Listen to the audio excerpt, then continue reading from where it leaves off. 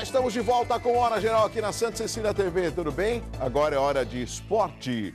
O atleta Vitor de Matos, o Vitinho de 26 anos, venceu a categoria peso leve até 73 quilos em luta da Copa Aberta sem kimono de jiu-jitsu. Na competição realizada no último sábado em São Paulo, Vitinho comemorou o resultado positivo e agradeceu ao pai, que fez aniversário no mesmo dia da competição. Nessa temporada, Vitinho venceu a segunda etapa da Copa Paulista Aberta sem kimono, a terceira etapa do Circuito Aberto Estadual e o Campeonato Sul Brasileiro. Ele também foi vice-campeão da primeira etapa do São Paulo Open Internacional de Jiu-Jitsu e ganhou medalhas de bronze no Campeonato Brasileiro. Parabéns! Aqui ao meu lado, Marcos Santana, editor... editor-chefe? Adjunto. Editor adjunto do Jornal da Ola, meu amigo Marcos Santana. Bom, o editor-chefe é o Edson Carpentieri. Será que ele ficou chateado que eu te chamo de editor-chefe? Não. Tudo bem, Santana? Bom dia. Obrigado pelo convite mais uma vez. Você é um amigo, você é um jornalista bem informado, você faz parte de um dos jornais que tem uma grande circulação aqui na nossa região, uma grande tiragem também, e é um jornal gostoso de ler. Agora, Marcos, eu fiz questão de convidá-lo, porque eu quero ouvir a sua análise. Onde quem esteve aqui foi o Fernando Chagas, que é cientista político, você também conhece. E agora eu quero uma análise de jornalista, de uma pessoa ligada a um veículo que é o Jornal da Hora. Esse resultado das eleições, uma das principais preocupações está estampada no Jornal da Tribuna de hoje, que é o alto índice de abstenções.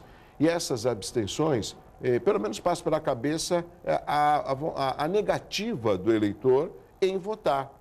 E quando ele faz isso, a minha leitura é a seguinte: não vai adiantar nada, para que eu vou votar? Então ele acaba se abstendo. Eu não sei que análise você faz desse alto índice de abstenção. Exatamente. Isso aí demonstra mais uma vez o descrédito completo que o eleitor, não só da Baixada, mas do Brasil inteiro, sente com a classe política, né? As pessoas foram às ruas em junho do ano passado para protestar, primeiro era por 20 centavos, depois era por uma série de outras reivindicações por melhorias.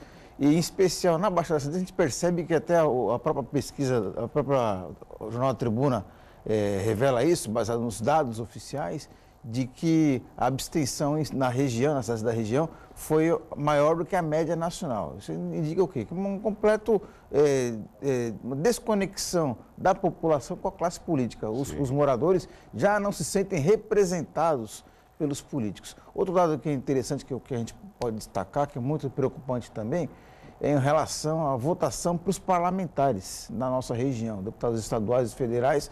Apesar da região ter mantido o número de cadeiras, é preocupante porque a votação nominal nos candidatos da Baixada Santista caiu bastante.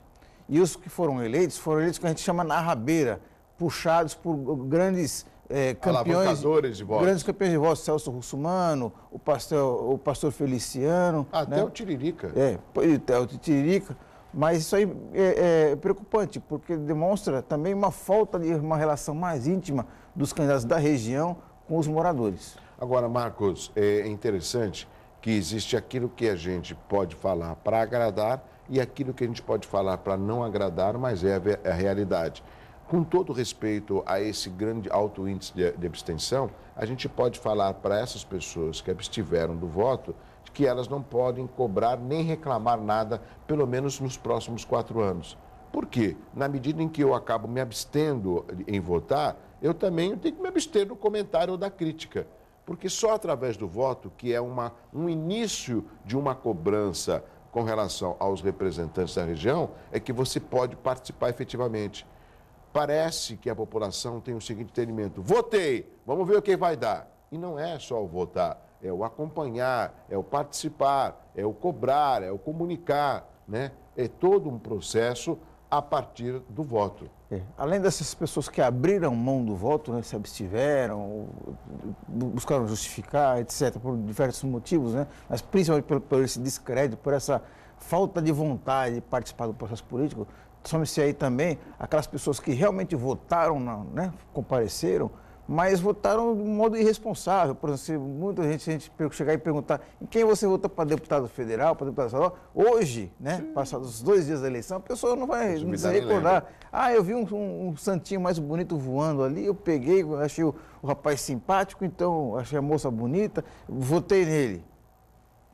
Qual que é o compromisso desse eleitor? Então, E você sabe, Santana, eu voto aqui na Santa Cecília, eu votei cedo, até para durante o dia poder ficar circulando, acompanhando a eleição, e eu vi justamente isso, era um casal que estava à minha frente, e literalmente a mulher, ela abaixou, pegou ali um santinho, e eu ouvi, porque eu estava logo atrás, ela falou assim para o marido, é esse mesmo. Aí o marido deu risada.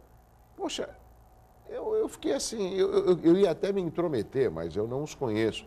Mas é assim que escolhe um candidato?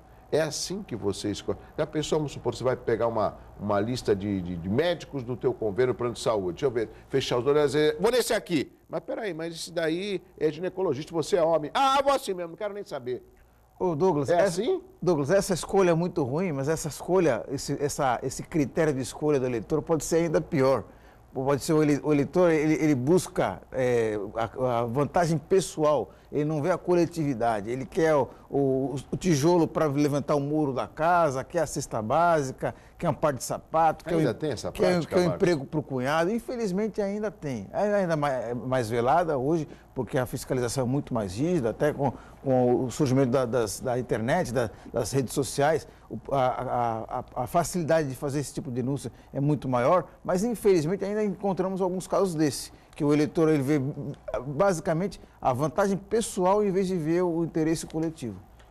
Agora, vamos falar um pouco mais, os nossos telespectadores já podem fazer perguntas pelo 3041-6777. A nossa representatividade, quem esteve aqui, inclusive, acho que foi em agosto, o Pardal Freudenthal, que é o advogado especialista em direito previdenciário, e ele mesmo comentou que nós teríamos uma representação baixa.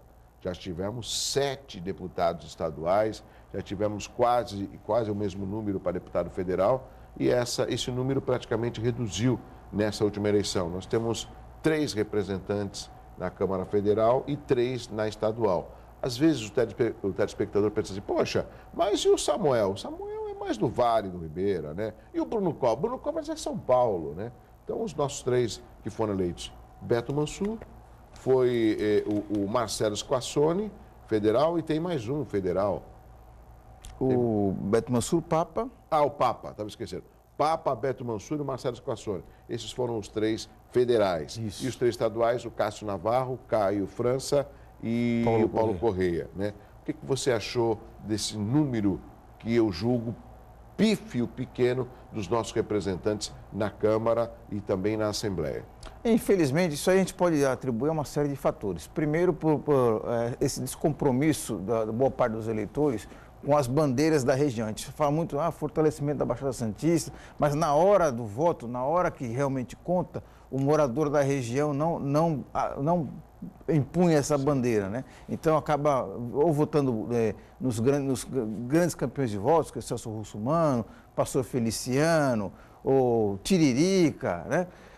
O próprio Bruno Covas, que é um nome estadual, ele não pode ser considerado um nome da Baixada Santista, apesar de ter nascido, ter laços aqui, um certo vínculo com a cidade, ele é considerado um candidato estadual, tanto é que ele foi o grande campeão de votos do PSDB do estado, com mais de 300 mil votos. Então, outro aspecto que a gente tem que destacar também é que, infelizmente, ainda nessa eleição, teve muito candidato, muito vereador, querendo catapultar o seu nome para daqui a 2 anos, quando teremos eleições municipais. Então, como uma espécie de fortalecimento da sua marca política, o candidato, o político, ele se lançou candidato, mas, na verdade, ele não tinha nenhuma pretensão real de ser um deputado estadual ou federal. Então, isso aí acabou pulverizando o número de votos e acabou atrapalhando os candidatos que realmente tinham condições. Agora, Santana, lógico que eu quero deixar bem claro ao telespectador que a baixa representatividade não significa falta de qualidade. O que eu julgo aí uma grande responsabilidade, e eu quero tornar público essa minha preocupação como jornalista, assim como o Marco Santana, ele vai ter espaço para poder também analisar, que nós temos aí uma grande oportunidade, apesar dessa pequena representação, de melhorar a condição e a infraestrutura da nossa região metropolitana da Baixada Santista. Por quê? O governador, que conhece muito bem essa região, foi reeleito no primeiro turno, tem um vice-governador que foi prefeito em São Vicente, que é presidente da Executiva Estadual do PSB e que conhece muito bem essa região, né? E tem também aí a expectativa de uma eleição do Aécio. Eu quero dizer que quem vai escolher é o eleitor, mas o Aécio sendo eleito com um afinamento, né? Com um alinhamento junto ao governo do Estado de São Paulo, é muito mais fácil do que com o PT, apesar de que, nesse caso, não é o partido não está à frente da região, mas é importante, vou deixar isso bem claro. Então, eu vejo aí uma perspectiva muito boa de um alavancamento da nossa região de problemas que se arrastam, que patinam há anos. Você tem essa visão, essa perspectiva positiva?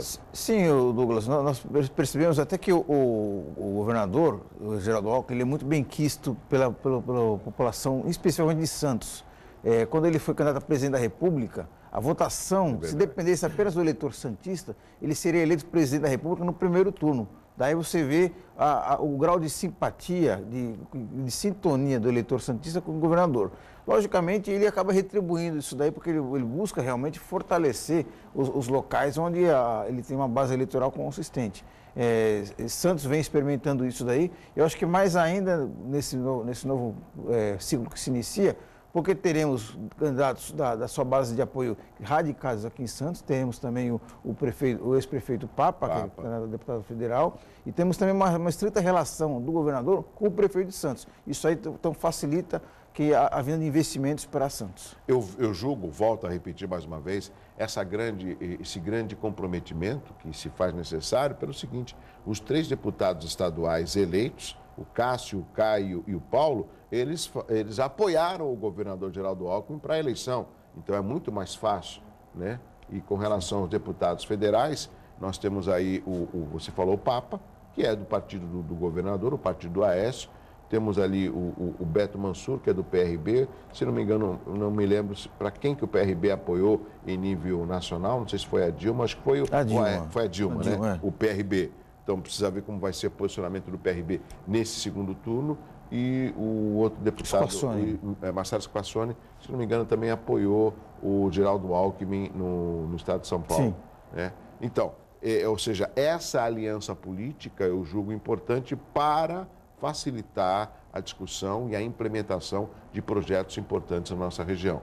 A gente sabe da responsabilidade do governador, mas ao tempo que ele está no governo do estado, isso credencia ele a ter um débito com a nossa região. E esse débito pode ser sanado nesses próximos 4 anos, por exemplo. Sim. É importante também que o eleitor não perca de vista os deputados eleitos, que acompanham o seu desempenho na solicitação de verbas, parlamentares, né? A própria interação com o poder público na fiscalização dos serviços públicos, né? Mas tão importante quanto trazer verbas para novas obras é a fiscalização do que já existe aí, dos serviços que já estão oferecidos, para que a população tenha um atendimento ao contento. Marcos, tem pergunta chegando pelo 3041-6777. O Carlos Guimarães do Macuco: por que os socialistas fracassaram aqui na Baixada? Bom, primeiro a gente precisa saber o que ele entende por socialista. Porque, por exemplo, o Caio França, que é do PSB, Partido Socialista, foi o grande campeão de votos na região aqui. Ele teve uma votação superior até para o nosso melhor deputado federal. Né? Isso. Agora, se ele se referir aos políticos com uma tendência mais à esquerda, né? Ou talvez a Marina. O PT, o PSOL. Eu acho que isso daí se revela também, eu acho que uma antipatia ao PT. Uma coisa curiosa que nós temos percebido nos últimos anos, que até o presidente Lula está classificando como ódio ao PT em São Paulo. Então, o Partido dos Trabalhadores está se reunindo agora para identificar quais as razões do paulista ter esse ódio ao PT, nas palavras do presidente Lula. Isso aí é um fenômeno que se verificou em Santos em 96, Douglas. Se você lembra bem, que praticamente rachou a cidade ao meio, polarizou entre PT e anti-PT. Naquela oportunidade, quem se beneficiou disso daí foi o Beto Mansur, que acabou se elegendo por uma margem muito pequena de votos. Né? Então, isso daí acho que é um fenômeno que vem se repetindo a nível estadual e também a nível nacional também, que nós estamos segmentando a nossa política entre PT e anti-PT, e até, não sei até que ponto isso aí é benéfico. E você comentou 96, quando o Beto Mansur ganhou por uma margem pequena, lembrando que o PT, na época, vinha de uma segunda administração, que era então do Dr. Davi Capistrano. Sim. E a história conta que depois do PT ter perdido a eleição para o Beto Mansur em 96, várias vezes a própria deputada Thelma de Souza saiu candidata pelo PT à prefeitura e não conseguindo retornar, por mais que tenha aí características que até hoje se destacam, que foi muito importante durante a administração do PT, que foi a área da saúde, por exemplo, né, uma característica da gestão do PT. Esse é um dado interessante, mas a par disso, ontem o Fernando Chagas falou que o crescimento da Dilma é observado em regiões, em estados, onde houve um aumento do poder aquisitivo da população, por exemplo, é o caso do Piauí. Diferentemente em São Paulo, onde não teve, onde falta esse investimento, essa infraestrutura, essa abertura de crédito, ou seja, aqui no centro nervoso do país, São Paulo, o pessoal observa que o PT, a administração do PT, não acabe trazendo projetos importantes de crescimento para a principal cidade do país. Por isso que o PT não consegue deslanchar, segundo a análise ontem do Fernando Chagas. Bom, Douglas, eu estava pensando uma analogia eu acho bem interessante, que ajuda a entender esse cenário político em relação ao governo do PT, governo da Dilma, né? Eu gosto de lembrar daquela fábula do elefante dos indianos, né? Eram 7 cegos que encontraram um elefante no meio do caminho. Aí cada um foi lá e apalpou uma parte do elefante. Aí um pegou a trompa e falou assim, o elefante parece uma grande mangueira.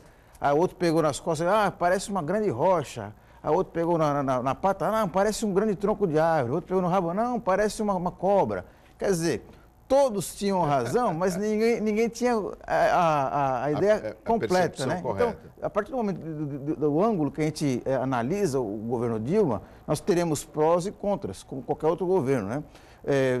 Tivemos uma inclusão social muito grande, 25 milhões de pessoas deixaram a linha de miséria, os jovens que tiveram acesso ao Pronatec, a programas com Ciências Sem Fronteiras. Agora, por outro lado também, tivemos um problema muito grande na parte fiscal. Um governo nunca gastou tanto com servidores quanto hoje, esse governo da Dilma. Nunca tivemos tantos ministérios, né? Os próprios escândalos envolvendo os escândalos, a Petrobras nunca a Petrobras teve a sua atuação tão questionada quanto agora. Quer dizer, existem prós e contras e de acordo com a formação do eleitor, de acordo com a percepção que ele tem, os efeitos que o governo se apresenta na vida dele, a pessoa tem uma posição política e isso aí acaba se refletindo na urna. O Uriel Vilas Boas, Marcos Santana, por que não há participação dos eleitores nas associações de moradores, sindicatos, grêmios estudantis, conselhos municipais e condomínios? Não está faltando, de fato, politização? E agora a gente está falando de uma cidade de Santos que eu julgo politizada. Eu acho que falta um envolvimento maior da população nesses temas mais cidadãos, né?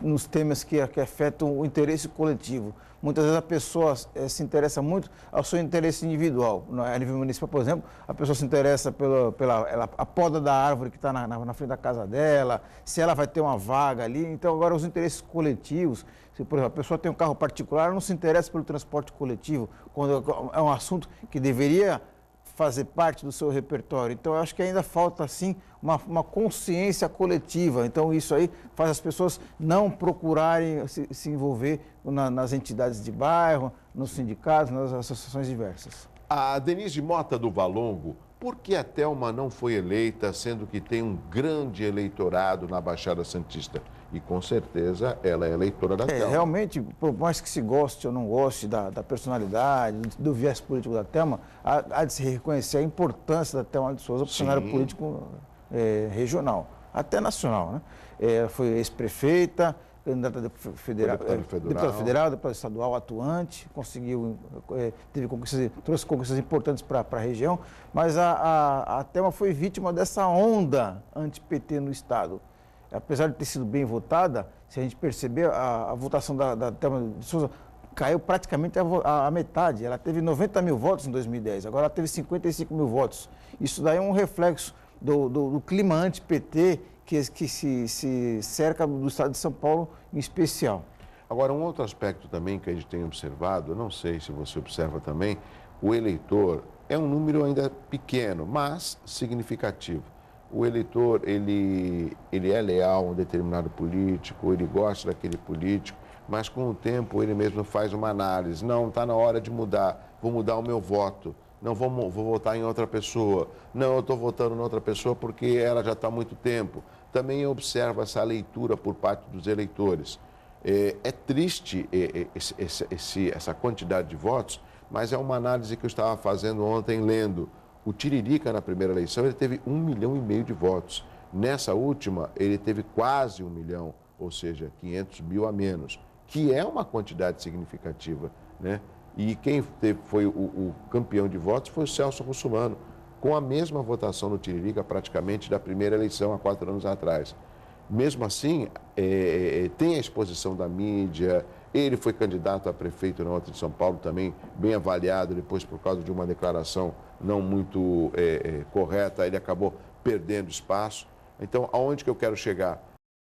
Elas optam sim pela mudança, mas o paradoxo aí eu vejo nessa mudança e ao mesmo tempo a abstenção.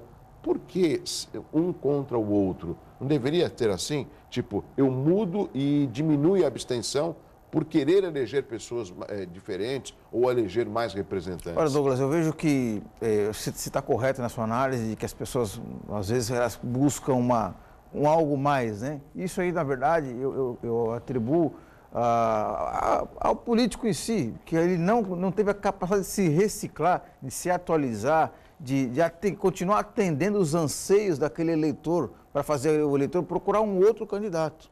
Então, eu acho que faz parte do processo político também o eleito, o deputado, o vereador, o próprio prefeito, ele se atualizar e estreitar ainda mais a relação que ele tem com o seu eleitor, para saber o que o eleitor espera dele. E não ficar com aquele discurso de 15 anos atrás, né? Isso aí já não funciona mais.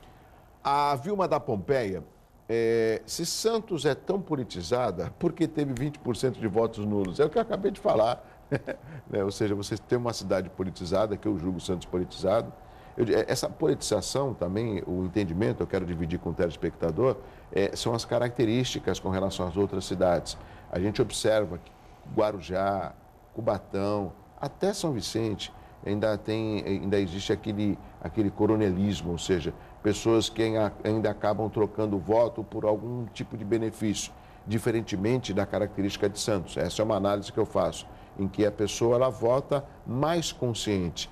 E a gente observa que essas pessoas que não dão determinado valor ao voto, elas acabam se tornando reféns de infraestrutura, de obra, de uma benfeitoria que é natural depois de uma eleição, quando você elege representantes compromissados com a cidade. E esse alto índice de abstenção em Santos, eu atribuo também a realmente essa politização do eleitor santista, perceber quais as opções que ele tem aí, ele tinha para votar, e falar assim, não, isso daí, nenhum desses aí me representa. Isso aí eu prefiro votar em branco, prefiro viajar do que participar desse circo aí. Muitos eleitores, infelizmente, pensam assim. Ou também, de repente, além dessa opção, tipo, eles falam assim, eu não vou votar, porque também o não votar é uma forma de protestar. Sim. Não sei, essa também é outra leitura. O Jorge Santos do Boqueirão ligou no 30416777. Até quando vamos viver o paradoxo? Votar é direito ou obrigação? Essa é uma grande pergunta, uma boa pergunta do nosso telespectador. Isso aí passa fundamentalmente pela reforma política. A tal reforma política. Então, a reforma política que não sai porque afeta, prejudica os diretamente interessados, que são os políticos eleitos, né? Pra você ter uma ideia, Douglas, eu até puxei uma colinha aqui. Fica à vontade. O número de partidos representados no Congresso Nacional subiu. Agora são 28, de 22 para 28 partidos. Quer dizer, existem 28 matizes diferentes. Quer dizer, será que o eleitor brasileiro precisa de 28 alternativas? Será que o político ele não consegue se encaixar em menos partidos? E será que existem tantas ideologias tão diferentes assim? E mais preocupante que isso, existem 28 partidos com representação no Congresso, 34 no total que estão registrados, alguns que não conseguiram representação, e mais 30 partidos em processo de registro. Quer dizer, esse tipo de coisa aqui é uma inconsistência, né? Será que precisam de tantos partidos assim para definir, para contemplar as diferentes formas de pensar no Brasil? Eu acho que não. E você acabou praticamente dando aí uma resposta a algumas indagações dos telespectadores. E isso acaba confundindo o telespectador. Por quê? A política, ela não é exata, não é como uma ciência. E nesse caso, você elege o João. Aí o João tem um discurso. Aí chega numa eleição de segundo turno, por exemplo, o João e o partido dele é obrigado a apoiar um outro candidato que não tem a mesma ideologia dele. Mas ele apoia porque o partido fechou questão. Aí depois o João é questionado na rua. Aí ele fala, mas eu tenho que seguir o partido. Mas espera aí, as pessoas não votam na pessoa, então fica essa incoerência e aí a população observa que vale a pena, tem que mudar meu voto, eu não acredito na política. Então precisaria ter aí um entendimento maior por parte da população o que é política, né? Porque eu vejo, tem política no trabalho, tem política em casa, tem política em todos os locais, mas a política participativa e não somente uma política opinativa. Isso, Douglas, e outra consequência muito grave desse grande, excessivo número de partidos é o problema que o futuro presidente, seja qual for, se a Dilma ou o Aécio tiver, na negociação dos projetos. Porque aí vai se instalar o quê? Aquele verdadeiro balcão de negócios, aquele varejão. Aquele loteamento de ministérios para os partidos apaniguados. Mais do que isso, daí, Douglas, o varejão mesmo, é o toma lá da cá. Para cada projeto de lei que o presidente enviar, vai ter que negociar pontualmente com cada um desses 28 partidos. É um emprego aqui, é uma verbinha ali, é um favorzinho acolá. É um ministério lá. É, um ministério. Tanto é que hoje a presidente Dilma, ela é refém desse sistema, tanto é que tem tantos ministérios que a sala ministerial concebida para reunir os ministros... Não cabe todos. Não cabe todos. Tem que fazer um mini auditório porque não tem cadeira para todo mundo diante do grande número de ministérios hoje em dia. Eu tenho que chamar um intervalo, volto na sequência conversando com o editor adjunto do Jornal da Orla, Marcos Santana, mas apenas traçando um paralelo, ainda existem mais ministérios do que partidos políticos, pelo menos oficialmente. Eu volto já depois do intervalo.